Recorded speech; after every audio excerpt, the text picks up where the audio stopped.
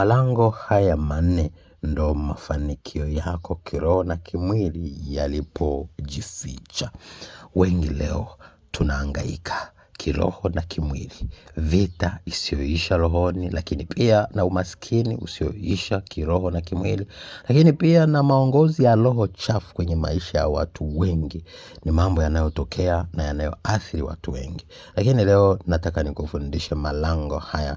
Unapoyazingatia unaweza kuanza kuona matokeo makubwa na kuwa mtu wa tofauti. Lango la uaminifu na kukimbia dhambi na uongo. Hilo ni lango la kwanza, maana uaminifu ndo msingi mkubwa wa kuwa na uhusiano mzuri na Roho Mtakatifu. Lakini cha pili ni lango la msaada.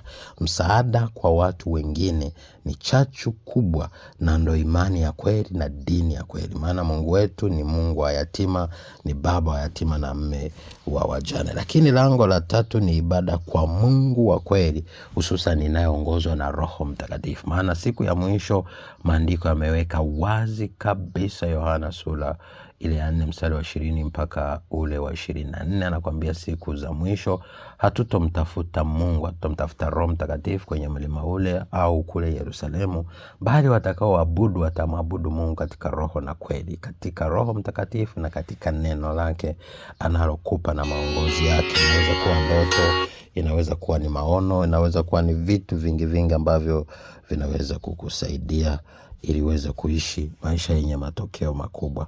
Lakini mwisho kabisa ni lango la Roho wa kweli Mtakatifu kupitia neno la kweli. Neno la kweli inaweza kuwa ndoto, inaweza kuwa maono, inaweza kuwa ni sauti, inaweza kuwa ni ishara ya kimwili, lakini pia inaweza kuwa ni neno kwenye Biblia. Haya ni mambo yazingatie, yaamini, yafanyie kazi. Nataka nikupe uhakika ni malango makubwa yatakayoweza kutengeneza uwe mtu wa tofauti na mtu ambaye utakuwa na matokeo makubwa kwenye maisha yako. Nawapenda. God bless you. Be a shining star in Jesus' holy name. Thank you.